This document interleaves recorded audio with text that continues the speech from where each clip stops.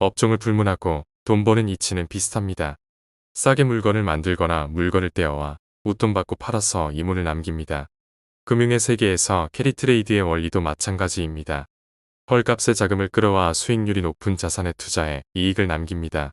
이자가 싼 통화로 자금을 빌려 고수익 자산에 투자하는 것이기에 이중 통화 세계의 비투라 생각하시면 편할 겁니다. 오늘 주제는 요즘 말 많고 탈 많은 엔캐리 트레이드에 대한 겁니다. 그리고 17년 전인 2007년 8월의 기억도 더듬어 보겠습니다. 자, 시작하겠습니다. 캐리 트레이드로 꾸준히 이익을 내려면 크게 두 가지가 충족되어야 합니다. 우선 투자금을 끌어올 때 활용한 통화의 돈값, 즉 조달 통화의 금리와 환율이 안정적으로 유지되거나 계속 유리한 방향에 놓여야 합니다. 대출 이자가 갑자기 치솟거나 해당 통화의 가치가 급등하면 안 됩니다.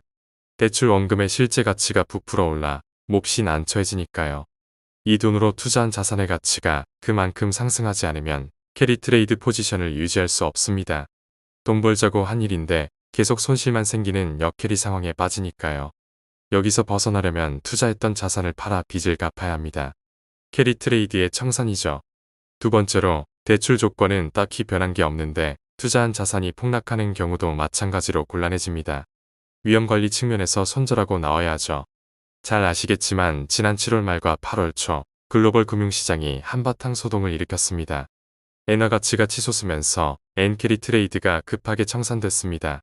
엔화 빚을 얻은 투자자 입장에서 엔화 급등은 갚아야 할 빚의 실제 무게가 그만큼 증가했다는 의미입니다. 말씀드린 대로 이렇게 상황이 꼬이면 투자한 자산에서 돈을 빼서 빚을 갚아야 합니다. 캐리 트레이드 청산이죠. 그 결과 엔화 급등과 자산시장 급락이 동시에 전개됐습니다. 1분기 투자자와 글로벌 헤지펀드 그리고 시세 추종 펀드들이 값싼 엔화를 빌려 엔비디아를 비롯한 빅테크 종목에 대거 투자해놓은 상태였다면 엔캐리 청산 과정은 난폭할 수밖에 없습니다. 주가지수에서 이들 종목의 비중이 상당했으니까요. 실제 엔캐리 청산과 관련한 매물이 어느 정도였는지는 알 수 없습니다. 다만 이러한 자금들의 되돌림이 본격화할 것이라는 생각이 들면 너도 나도 매도에 동참합니다. 그렇게 투매가 투매를 불러오는 악순환의 고리가 만들어지죠. 7월 말과 8월 초 뉴욕 증시와 글로벌 증시의 풍경이 이러했습니다. 그런데 따져봐야 할 게 있습니다. 이번 급락세가 단지 엔캐리 청산이라는 기술적인 이유 때문인지 결론부터 말씀드리면 그렇지는 않습니다. 많은 요인들이 복합적으로 맞물려 있었습니다. 우선 빅테크 종목들이 너무 비싸져 주가가 더 오를 공간이 좁아져 있었습니다. 가격은 더 오르지 못하면 내릴 준비를 합니다. 차익 실현 타이밍을 재고 있는 투자자들이 줄지어 있기 때문이죠. 그리고 엔캐리 트레이드의 프록시 역할을 하는 엔화 쇼트 포지션도 거의 역대급으로 부풀어 있었고요. 무엇보다 경기 침체에 대한 불안이 컸습니다. 부진한 7월 고용지표가 미국 경제의 리세션 우려를 높여놓았죠. 이는 내용적으로 기업들의 매출과 순익 전망을 떨어뜨립니다. 기술적으로는 연준의 금리 인하 보폭이 커질 것이라는 전망을 낳아 달러엔 환율의 하락, 즉 엔화 강세를 촉발합니다. 7월 말 일본은행의 금리 인상과 양적 완화 축소도 한몫했죠. 앞서 말씀드렸듯 이런 전개는 엔캐리 트레이드 유지에 가장 중요한 대출 조건의 안정성을 크게 흔들었습니다. 자, 이처럼 여러 요인들이 복합적으로 맞물려 있을 때 우리는 그 중에서도 핵심 동인이 무엇인지 구분해야 합니다. 잠시 생각해 보시죠. 만일 미국 경제가 회복 단계로 나아가는 아주 젊은 사이클이라면 그리고 주식시장의 밸류에이션 부담이 미미했다면 엔캐리 청산에 따른 충격이 이번처럼 과격하지는 않았을 겁니다. 방안에 휘발성 물질이 가득한 상태에서 불꽃이 일다 보니 대폭발이 일어난 것이죠. 엔캐리 청산이 파도의 높이를 키운 거센 바람이었다면 해수면 아래에서 조류의 급격한 변화를 초래한 더 큰 힘은 경기 침체 우려였습니다. 지난주 뉴욕 증시 흐름도 이를 입증합니다. 계속 불안하던 증시 흐름을 진정시킨 것은 주간 단위 고용 지표였습니다.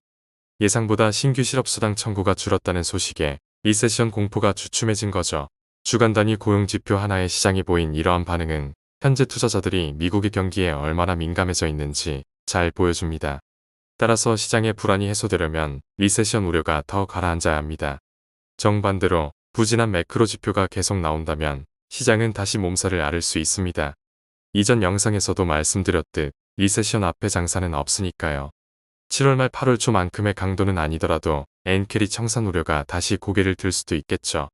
마지막으로 17년 전인 2007년 8월의 상황을 반추해 볼 필요가 있습니다. 2007년 8월 연방기금 금리는 5.25%였습니다.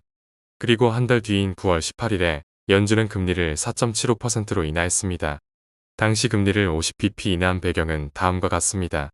그해 8월 초 공개됐던 7월치 고용지표가 부진했습니다. 신규 일자리가 92,000개에 그쳐 12개월 평균치 126,000개에 많이 못 미쳤습니다. 실업률은 4.6%로 높아져 있었습니다. 서브프라임 거품이 억제되고는 있었지만 건설 경기와 제조업 경기의 약점도 두드러졌죠. 특히 2007년 내내 약세를 보이던 일본 엔화가 갑자기 7월부터 강세로 돌아섰습니다. 저금리의 엔을 빌려 다른 자산을 매수했던 투자자들의 급격한 엔캐리 청산이 7월 하순부터 본격화했고 뉴욕 증시도 하락합니다. 그리고 8월로 넘어가면 투매가 투매를 불러오는 일명 퀀트 대란이 벌어졌죠. 자, 어떤가요? 17년 전과 지금, 즉 2007년 8월과 2024년 8월은 많이 닮아있지 않나요? 지금의 연방기금 금리 목표도 5.25%에서 5.5%입니다. 시장은 한 달 뒤 연준이 금리를 내릴 것이라 믿고 있죠. 8월 초 공개된 7월치 고용지표가 많이 나빠져 경기 침체 우려가 고조된 것도 닮았습니다. 그리고 끝없이 약해지던 엔화가 올해 7월 강세로 돌아섰죠. 7월 말과 8월 초 엔캐리 트레이드가 빠르게 청산되면서 증시가 풀썩 주저앉는 모습도 판박이입니다. 다시 2007년으로 돌아가보죠. 그해 8월 중순까지 밀리던 뉴욕 증시는 연준 금리 인하 기대를 안고 10월 중순까지 반등했습니다. 그러나 그 이후 뉴욕 증시가 어떠했는지, 미국 경기가 어떠했는지는 잘 아실 겁니다. 2008년 가을에 서브프라임 위기로 향해 갔습니다. 역사가 똑같이 반복되지는 않지만 이번에는 다를 것이라는 믿음만큼 위험한 것도 없습니다.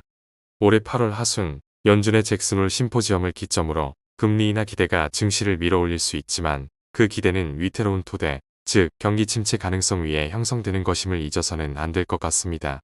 물론 저는 아주 깊은 리세션보다는 얕은 수준의 리세션이 될 것이라 전망하지만 증시가 이대로 안정될 것이라고 낙관하지는 않습니다. 시장 참여자들이 거품 위험을 무시하고 있고 여전히 소프트 랜딩 가능성을 과신하고 있기 때문입니다.